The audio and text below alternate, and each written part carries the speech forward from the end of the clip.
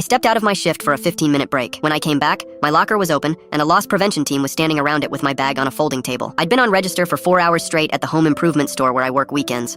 I asked my supervisor if I could take my break, and she looked at me like I'd requested a sabbatical. 15, not 16. I went out back, ate a granola bar in my car, and came in through the side entrance. The back hallway was too quiet. I turned toward the break room and stopped. There were 2 men in polo shirts I didn't recognize standing outside the employee locker area, and my supervisor was with them. She saw me and pointed. That's him. Everyone in the break room turned. 6 people, all staring at me like I'd been caught on camera walking out with a chainsaw. One of the polo guys stepped in front of me. Come with us to the office. My locker door was hanging open. My backpack was gone from it. The store manager, Denton, was waiting for me like I'd been embezzling. My bag sat on his desk, already unzipped. The 2 loss prevention contractors stood by the door. Our inventory reconciliation flagged your terminal, Denton said. Combined with the audit, we have reason to believe you've been removing merchandise. I haven't taken anything. The numbers say otherwise. Then the numbers are wrong. He nodded at the contractors and they emptied my bag onto his desk. A water bottle, my headphones, a paperback, a phone charger, and a gallon Ziploc bag full of small metal pieces, screws, washers, brackets, wire nuts, a few cabinet hinges. The taller contractor held it up like he'd found a bag of stolen jewelry. And what's this? That's the parts bin. Excuse me? The reclaim bin, by the paint counter. Stuff customers drop, stuff that falls out of bins, stuff we can't sell because the packaging's gone. Nathan told me in September to take whatever I wanted out of it, or it goes in the dumpster. Silence. I take it to my grandfather's building. He runs a repair shop for the seniors at his housing complex. Lamps, toasters, walkers, whatever's broken. 16 years. He's 81. The shorter contractor had been scrolling through a tablet this whole time. He'd gone very quiet. Denton said, "Do you have documentation of this permission?" "It's a bin of garbage." That's when Nathan, the paint department lead,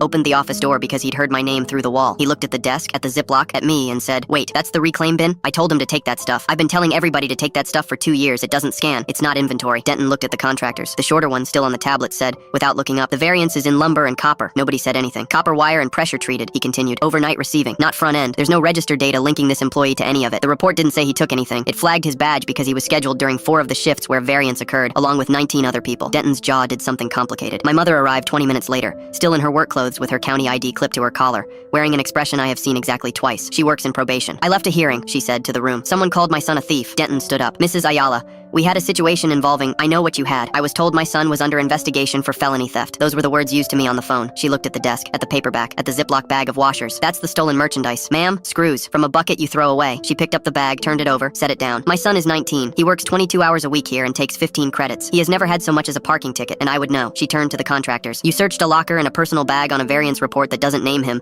in front of 6 coworkers, and you did it while he was on an unpaid break." The taller one said the search was consistent with policy. "Then your policy is going to be very interesting to the people I'm going to hand this to." Denton didn't answer. I got a written apology from the region. My mother made 3 phone calls, and it turned out the same contractor had run the same style of accusation at 4 other stores in the district, and every single one of those employees had been under 25. The chain terminated the contract in February. Nathan got the reclaim bin formally written into store policy. It's labeled now. Free. Take what you need. My grandfather's still fixing lamps.